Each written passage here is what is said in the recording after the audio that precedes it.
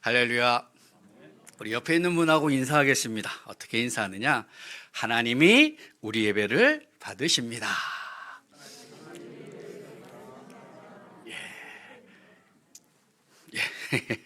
이 시간 하나님이 분명히 저희 예배를 받으실 것입니다. 오늘 본문의 말씀은 사복음서 중에서 누가복음만 기록하고 있는 내용이에요. 다른 복음서에서는 이 말씀의 기록이 되어 있지 않다는 것이죠. 우리가 본문을 읽어봐서 잘 압니다. 본문의 내용이 무엇인가? 우리 예수님께서 십자가를 지시고 골고다 언덕을 오르십니다. 그때 수많은 백성들이 예수님의 뒤를 따라오고요. 그 중에 여자의 큰 무리는 가슴을 치면서 슬피 울며 예수님을 따라온다라고 말씀합니다. 그런 무리들을 향하여서 주님께서 18절의 뒷부분에 보면 이렇게 말씀해요. 예루살렘의 딸들아, 나를 위하여 울지 말고 너희와 너희 자녀를 위하여 울라. 당시 로마의 십자가 처형은 제수가 자기가 달려 죽을 그 십자가를 지고 그 사형의 장소까지 가는 것입니다. 빌라도 법정에서부터 예수님께서 십자가에 달려 죽으시는 골고다 언덕까지의 길이는 약 800m 정도 된다고 합니다. 그 800m 되는 그 거리를 비아 돌로로사라는 별명이 붙어 있습니다. 비아 돌로로사라고 하는 것은 라틴어인데 그 뜻은 뭐냐면 고난의 길, 슬픔의 길 혹은 십자가의 길이라고 불려진다라고 하는 것입니다. 예수님은 얼마나 혹독한 신문과 고문을 당하셨는지 십자가를 지고 골고다 언덕을 오르실 때에 힘이 겨워 쓰러지십니다. 몇 번 쓰러지셨을까요? 성경에 몇 번은 쓰러지셨다라고 기록하고 있습니까? 성경에는 없어요. 성경에는 없는데 전승에 의하면 그 800m의 거리를 예수님께서 14번 정도 멈추신답니다. 그래서 성지순례를 가시면 그 비아돌로로사라고 하는 그 거리를 이렇게 순례를 해요. 그래서 14번, 예수님께서 멈추셨던 그 14번의 그 자리에서 기도하며 주님께서 어떤 모습을 가지셨는가라고 하는 것을 묵상한다라는 거죠. 그 14번의 멈춤 중에서 전승에 의하면 우리 예수님께서 3번 정도 쓰러지셨다라고 합니다. 십자가를 지고 올라가는 것이 얼마나 힘이 드시는지 3번이나 쓰러지셨대요. 그래서 로마 군사들은 구레네 사람 시몬을 억지로 잡아다가 예수님께서 지고 올라가시는 그 십자가를 대신 지고 예수님을 따라가게 할 정도였다라고 하는 거죠. 그렇게 힘겹게 골고다 언덕을 오르시는 그 예수님이 그 여인들을 향하여서 하시는 말씀, 나를 위하여 울지 말래요. 십자가를 지고 올라가시는 그 예수님을 따르면서 가슴을 치며 울고 있는 여인들을 향하여서 나를 위하여 울지 말고 너희와 너희 자녀를 위하여 울라 라고 말씀하신다는 거예요. 그 모습을 보면 예수님께서 얼마나 자기 백성들을 사랑하시는가라는 걸 엿볼 수 있다는 거죠. 십자가의 그 고난을 당하는 그 순간에도 예수님은 누구를 생각하느냐? 하나님이 자기에게 주신 그 자기 백성들을 생각하신다는 거예요. 그래서 나를 위해 울지 말라는 거예요. 나를 위해서 울지 말고 너희와 너희 자녀를 위해서 울라라는 거죠. 왜? 왜 예수님이 나를 위하여 울지 말라라고 말씀하셨을까요? 모진 고문을 당하신 예수님의 그 몸을 보면 많은 상처가 있어요.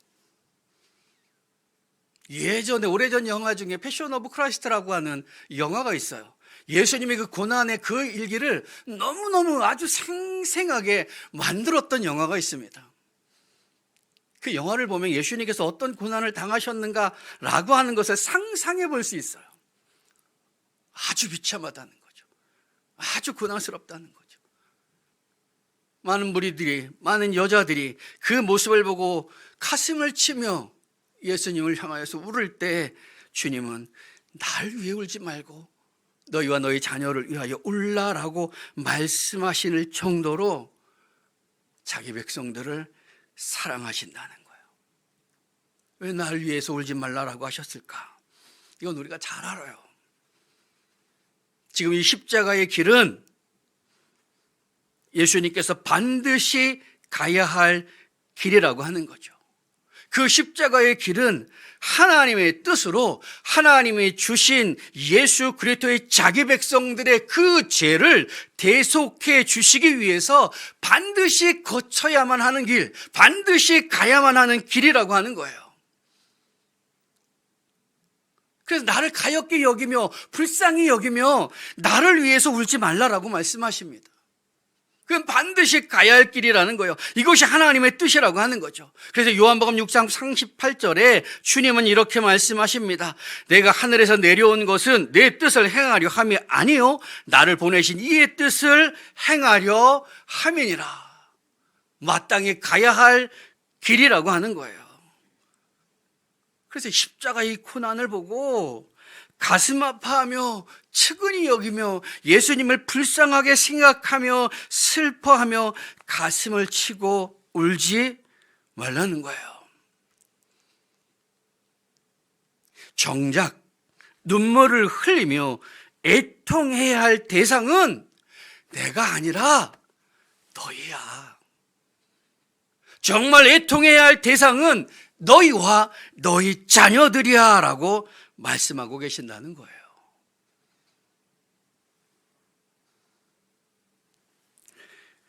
그럼 왜 예수님께서 너희와 너희 자녀를 위하여 울라라고 하셨을까? 나를 위해 울지 말고 너희와 너희 자녀를 울라고 하십니다. 왜? 그 이유를 분명히 29절에서부터 30절에 말씀해 줍니다. 본문 29절에서부터 30절의 말씀을 보십시오. 보라, 날이 이르면 사람이 말하기를 잉태하지 못하는 이와 해산하지 못한 배와 먹이지 못한 젖이 복이 있다 하리라. 그때에 사람이 산들에 대하여 우리 위에 무너지라 하며 작은 산들을 대하여 우리를 덮으라 하리라. 왜 울지 말라라고 하시느냐? 29절서부터 30절에 분명하게 말씀한다는 거예요. 29절에 날이라고 하는 것과 30절에 그때라고 하는 것이 무엇을 의미하느냐? 이건 심판의 날이에요. 하나님께서 심판하시는 그 심판의 날, 그 날이 얼마나 무서운지, 얼마나 두려운지, 얼마나 처참한지 잉태하지 못하는 여인과 해산하지 못하는 배와 먹이지 못한 젖이 복이 있다 할 정도라고 하는 겁니다. 유대인들에게는 아기를 낳지 못하는 여인을 심하게 얘기하면 하나님께 저주받은 여인이라고 표현해요. 하나님 앞에 복을 받지 못한 여인이라고 표현해요. 하나님 앞에 버림받은 여인이라고 표현한다는 거예요. 그런데 그날, 그 심판의 날에는 오히려 하나님 앞에 저주받았다라고 하는 여인들, 오히려 하나님 앞에 은혜를 받지 못했다라고 하는 그 여인들, 하나님 앞에 복을 받지 못했다라고 하는 아기 낳지 못하는 여인들이 오히려 복이 있다라고 할 정도로 무서운 날이라는 거예요. 두려운 날이라는 거예요.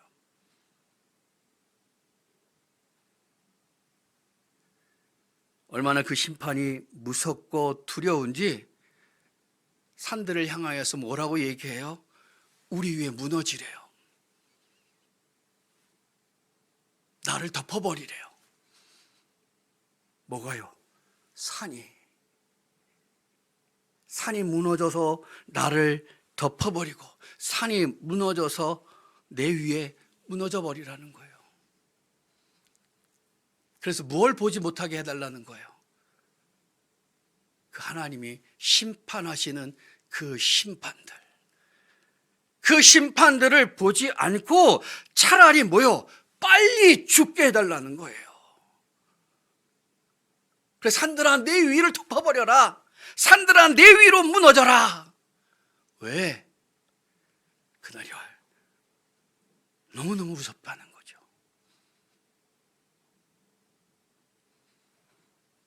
그날과 그때가 1차적으로 성취된 때가 있어요. 하나님의 예언의 말씀은, 구약의 예언의 말씀 혹은 예수 그리스도의 그 예언의 말씀은 산과 같아요. 우리가 산을 이렇게 바라보면 멀리서 보면 산봉우리가 하나인 것 같지만 가까이 가면 산봉우리가 겹쳐져 있잖아요. 그래서 구약에서 예언된 그 말씀 혹은 신약에서 예언된 그 말씀이 궁극적으로 이루어질 그 날이 있고, 그 날이 이루어지기 전에 1차적으로 혹은 2차적으로 이루어지는 날들이 있다라고 하는 거예요. 물론 구약의 말씀 같은 경우에 다이렉트로 예수 그리스도께 적용되어지는 말씀이 있어요. 처녀가 잉태하여 보라, 처녀가 잉태하여 아이를 낳을 것이요 그 이름을 임마누엘이라 하리라. 이 말씀은 1차적으로 이루어지지 않았어요. 다이렉트로 누구에게 적용되어지느냐? 직접적으로 누구에게 적용되어지나? 예수 그리스도에게 적용되어져요. 그러나 많은 예언의 말씀들이 뭐냐면은 첩첩산중의 모습처럼 겹쳐져 있다는 거죠. 1차적으로 이루어지는 것이 있고, 그다음 2차적으로 이루어지는 것이 있고, 때로는 궁극적으로 이루어지는 것이 있다는 거예요. 아니면 다이렉트로 직접적으로 궁극적인 이루어지는 일들을 예언하는 경우도 있다라는 거죠. 예수님께서 말씀하신 그 날, 그 때가 1차적으로 이루어진 때가 있어요. 언제 이루어지느냐? AD 66년에 그리스계 로마인과 유대인 사이에 종교적 분쟁이 일어나요. 종교적 분쟁으로 시작되어진 것이 나중에는 유대와 로마의 전쟁으로 되어진다는 거죠. 항전하는 거예요. 그 당시에는 로마의 지배권에 있었던 이스라엘인데 이 종교 분쟁으로 시작을 해서 아예 독립전쟁을 하는 항전, 무력적인 항쟁을 시작한다는 거죠.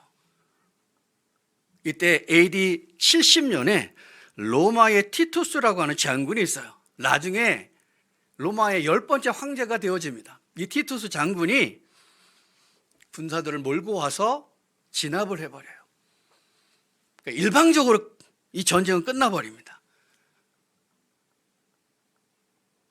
그 전쟁 가운데 예루살렘 성벽은 다 무너져 버리는 거예요. 도시는 초토화돼요. 성전은 철저하게 파괴되어져요.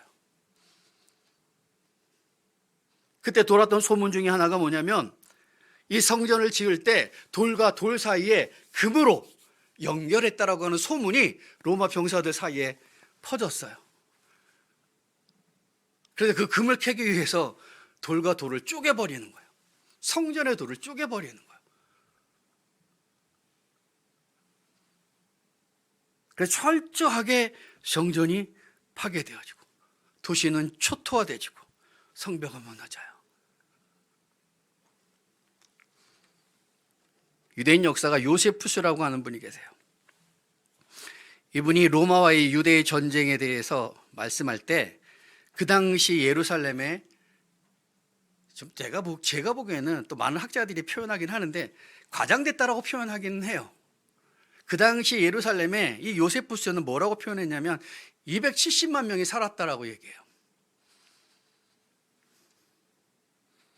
그 270만 명 중에 포로로 잡혀간 사람들이 9만 7천 명으로 포로로 잡혀갔고 그 전쟁 가운데 죽임을 당한 사람들이 110만 명이라고 얘기해요.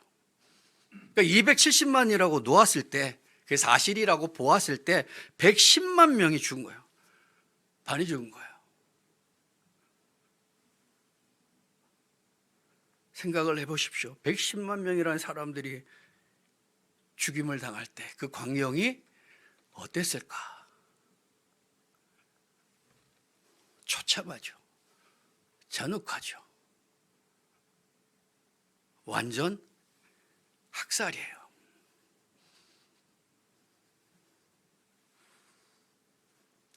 이러한 예루살렘의 모습을 이미 예수님께서 말씀하셨어요.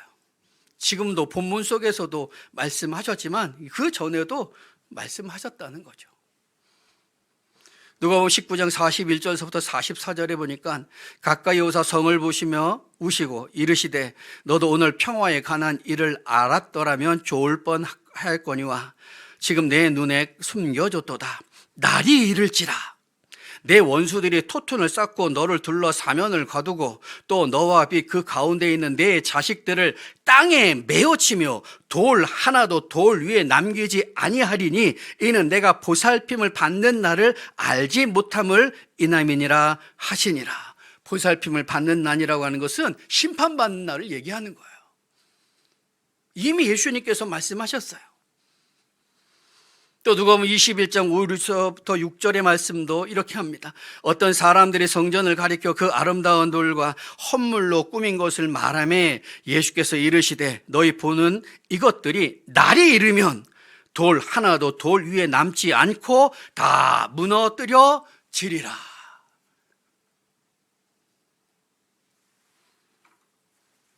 그래서 초토화되어집니다. 학살이 일어난다는 거예요. 그래서 악이 있는 여인들은 도망치지 못하는 거예요.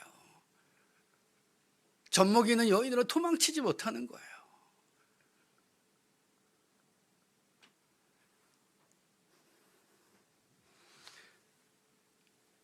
그날과 그때의 모습이 AD 70년에 1차적으로 이루어진 그 모습을 볼 때 이렇게 두렵고 이렇게 무섭고 이렇게 처참한데 마지막 날 하나님의 그 심판의 때에는 그 하나님의 심판이 얼마나 무섭고 얼마나 두렵겠느냐는 거죠. 그래서 예수님이 잉태하지 못하는 이와 해산하지 못한 배와 먹이지 못한 젖이 복이 있고 산들이 우리 위에 무너지고 우리를 덮으라 라는 소리를 지를 수밖에 없다라고 하는 거예요.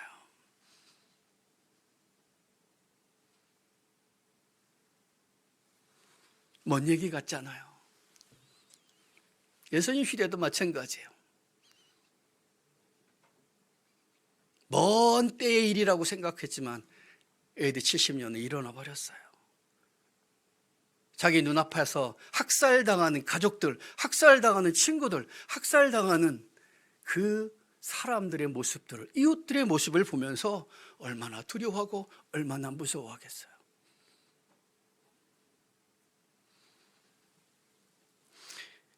그날 그때의 하나님의 심판이 반드시 있을 것을 예수님은 이렇게 얘기해요. 본문 31절의 말씀. 푸른 나무에도 이같이 하거든 마른 나무에는 어떻게 되리요 하시니라. 푸른 나무가 뭘까?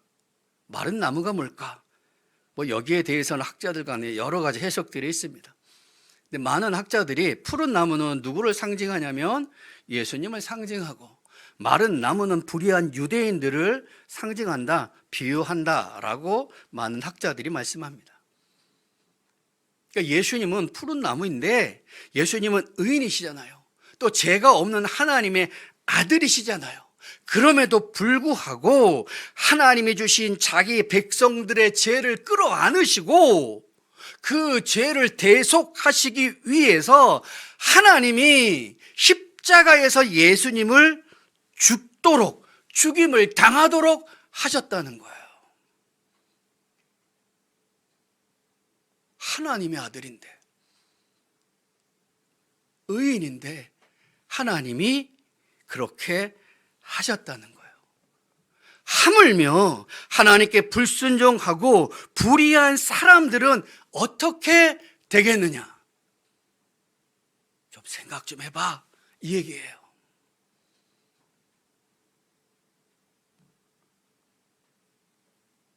결국 그게 무슨 얘기예요? 반드시 그 날이 온다라고 하는 거죠.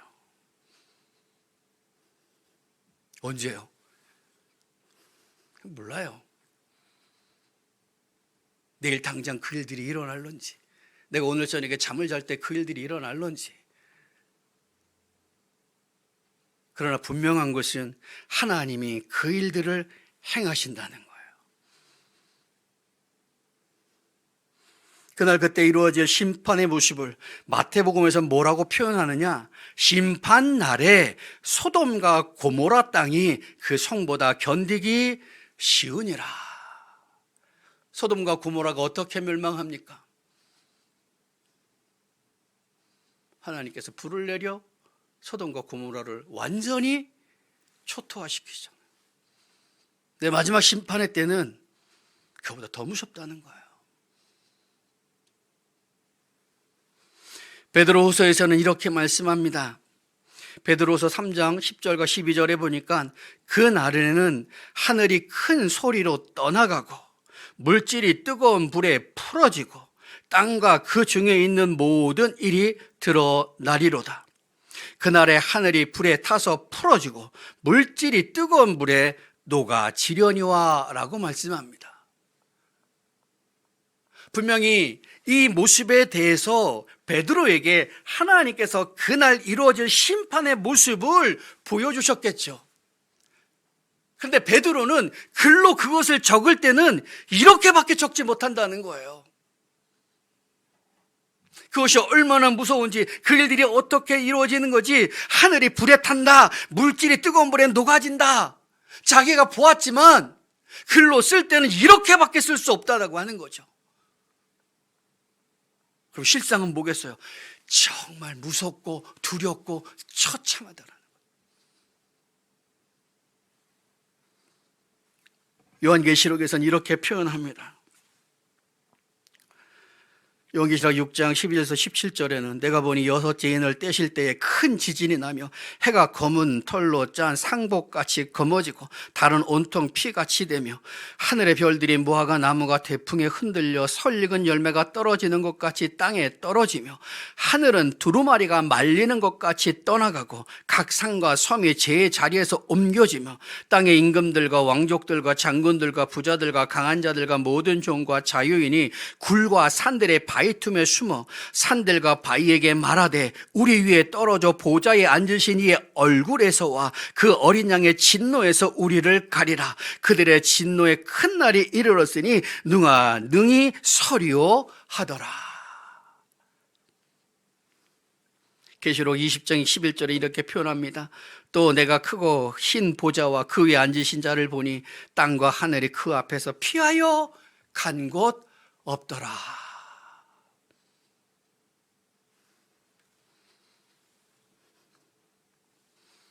정말 애통하고 울어야 할 대상은 십자가를 지고 골고다 언덕을 오르시는 예수님이 아니라는 거예요.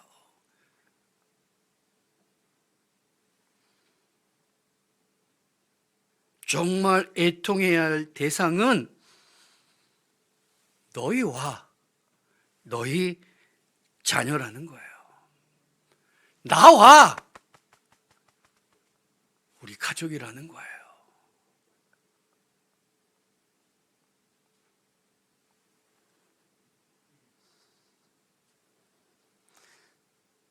우리는 무엇을 바라보며 눈물을 흘리고 우는지요? 세상 것이 없어서, 세상 것이 부족해서 혹시 애통해하고 있지는 않는지요? 하나님, 이거 좀 더 주시죠. 하나님, 이게 모자라는데요. 하나님, 좀 더 채워주시지요. 그러며 가슴을 치며 눈물을 흘리고 있지는 않는지요?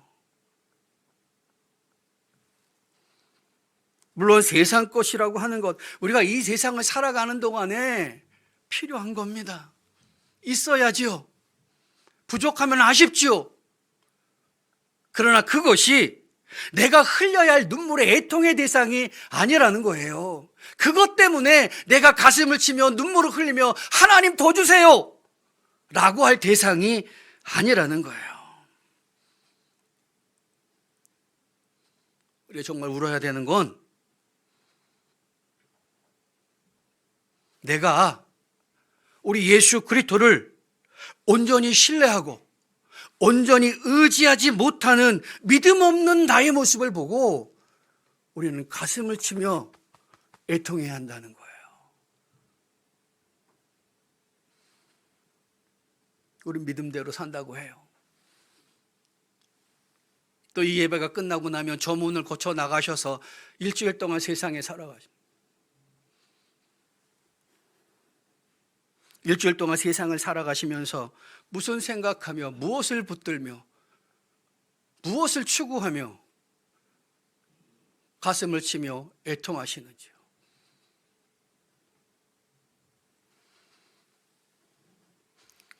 오늘날 교회의 모습을 보면 눈물이 말랐어요. 산기도는 전설적인 얘기예요. 산기도 가시는 분 계세요? 여기 뭐 산기도 갈 만한 곳이 없지만 산기도 가시는 분 계세요? 없어요. 제가 사는 인천에 산기도하는 장소가 철마산이라는 산이 있어요. 예전에는 금요일 저녁 이후에 그 옆에 큰 길이 있는데, 큰 도로가 있는데 그걸로 차를 타고 지나가면은 와와와와와와와와 산에서 그런 소리가 나요. 뭐예요? 각 교회 교인들이 금요기도 끝나면 그 철마산이라는 곳에 와서 산기도 하는 거예요. 나무를 붙들고 기도하고. 뭘 놓고 기도하겠어요?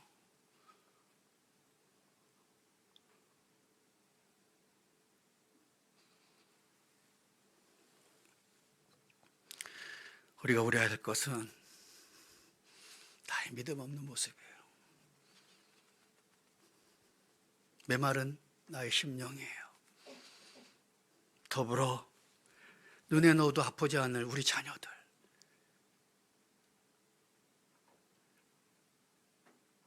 자녀들 놓고 기도해야죠. 우리 자녀들이 세상적으로 지위가 있고 세상적으로 어느 정도 부자가 되어지고 잘 먹고 잘 살고 있으면 되는 건가요? 아니잖아요. 그 자녀들이 예수를 잘 믿고 있는지, 정말 하나님의 말씀대로 순종하고 있는지, 세상 것에 휘둘리지 아니하고 하나님만 바라보며 믿음 생활 잘 하는지 우리가 기도해야 되잖아요. 그거 어떻게 할 거예요?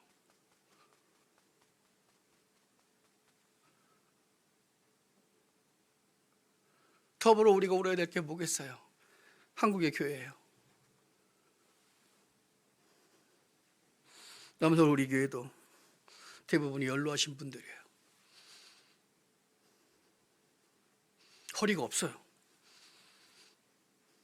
밑에도 없어요. 역피라미드예요. 이건 우리 교회만의 모습이 아니에요. 기독교 방송, TV에 뭐 CTS나 CBS 방송을 딱 틀어서 볼 때 예배드리는 장면을 한번 카메라가 싹 비춰줄 때가 있어요. 대부분이 나이 드신 분들이에요. 찬양대가 있어요. 많아요. 큰 교회들, 유명한 교회들이 찬양하니까 다 50대 이상이에요. 앞에서 싱어해요. 찬양 인도해요.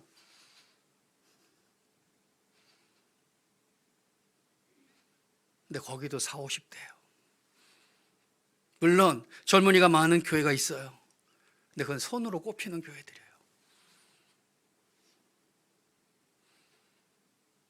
우리가 왜 울어야 될까? 무엇을 놓고 울어야 될까? 내 믿음과 눈에 너무도 아프지 않을 우리 자식들과 이 조국의 교회를 놓고 울며 기도해야 한다는 거죠. 학창 시절에 교수님이 들려준 얘기를 아직도 잊지 않게 있는 것이 있어요. 이분이 무슨 얘기를 했는가? 우리나라에 성경을 전해주시고 순교하신 토마스 선교사님 계세요. 최초의 순교자예요. 그 토마스 선교사님의 교회를 방문한 적이 있어요. 이분이 얼마나 훌륭하고 좋은 교회이기에 당시의 미지 국가인 그 조선의 복음을 전하려고 이 젊은 선교사를 보냈을까? 얼마나 훌륭한 교회일까? 그래서 방문을 했어요. 영국 웨일즈에 있는 클로노바라의 하노버 교회라는 교회예요. 그 교회 갔는데, 주일날 갔는데, 예배 드리러 갔는데 자그마한 교회예요. 거기에 노인들 10여 명이 앉아서 예배 드리는 거예요. 예배 일정을 보니까 한 달에 한 번 정도 강사 목사님이 오셔서 설교하셔요. 나머지 3주 동안에는 나이 많으신 노인들끼리 모여서 찬송하고 기도하고 성경 읽는 거로 예배를 대체한대요. 영국에 전통이 있는 많은 교회가 있어요. 근데 지금의 많은 교회들이 그 교회를 창고로 빌려줘요. 때로는 큰 교회는 아파트로 개조해요. 또 어떤 교회는 술집에 돼요. 또 어떤 교회는 이슬람의 모스크로 바뀌었어요. 겉에서 보면 교회인데 안에 들어가면 모스크예요.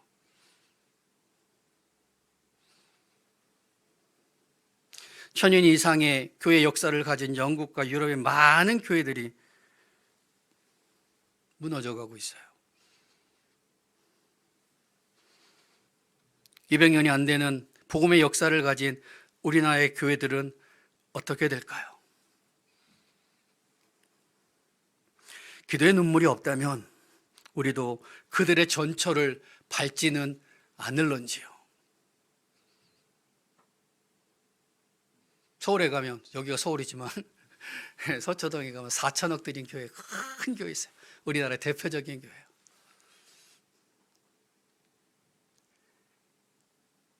그 교회가 100년 뒤에 어떤 모습으로 변할지 우리가 어떻게 알겠습니까? 지금 울지 않으면, 지금 애통이 하지 않으면 어떻게 되겠어요? 사사기를 읽다 보면 사사기의 특징이 나옵니다. 사사기 21장 25절에 보니까 그때 이스라엘의 왕이 없으므로 사람이 각각 그 소견대로 옳은 대로 행하였더라. 왕이 없어서 자기가 하고 싶은 대로 했대요. 근데 이스라엘엔 왕이 없었던 적이 한 번도 없어요. 이스라엘의 왕은 누구예요? 하나님이에요. 하나님이 늘 왕으로 계셨지만 하나님을 왕으로 인정하지 아니하고 자기 생각대로, 자기 마음대로, 자기 소견대로 이것이 맞다라고 우기며 살던 시대가 사사시대라는 거예요. 왜 이렇게 됐을까? 사사기 2장 10절에 보면 이렇게 표현합니다. 그 세대 사람도 다 그 열조에게로 돌아갔고 그 후에 일어난 다른 세대는 여호와를 알지 못하며 여호와께서 이스라엘을 위하여 행하신 일도 알지 못하였더라. 누구 잘못입니까? 자신과 자녀들을 위하여 울지 않았던 부모 세대들 잘못이에요. 그래서 그 후대들이 하나님을 모른대요.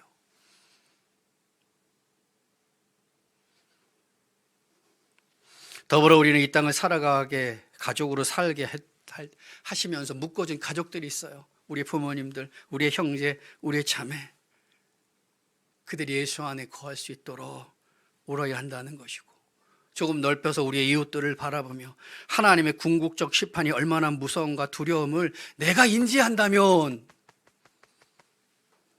그 영혼들을 놓고 긍휼히 여기며 애통해하며 울어야 하는 것이 오늘날 우리가 해야 할 일이라는 거죠. 이 세상에서 얼마나 잘 먹고 잘 사는가, 거기만 마음 쏟지 마세요. 좀 더 좋은 거 먹자, 좀 더 좋은 거 입자, 좀 더 좋은 데서 살자. 여기에 너무 마음 쏟지 마세요. 정말 마음을 쏟아야 할 것은 내 영혼, 우리의 자녀의 영혼, 우리의 가족의 영혼, 우리의 이웃의 영혼이 하나님께 붙들려 있느냐라고 하는 곳에 마음을 쏟아야 한다는 거예요.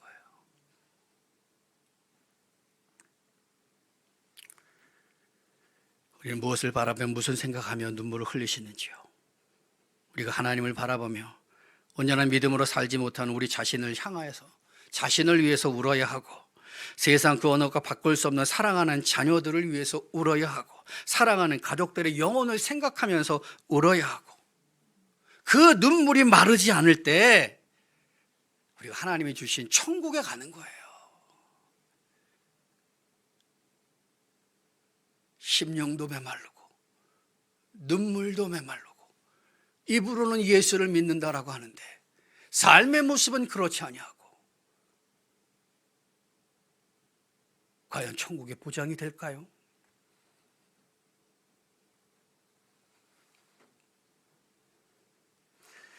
하나님이 많이 사랑하는 우리 남서울 우리교회 모든 성도가 흘려야 할 그 눈물을 바로 흘리고 하나님이 주신 그 믿음의 길을 온전하게 걸어가시는 모든 성도님들이 다 되실 수 있기를 주님의 이름으로 축원합니다.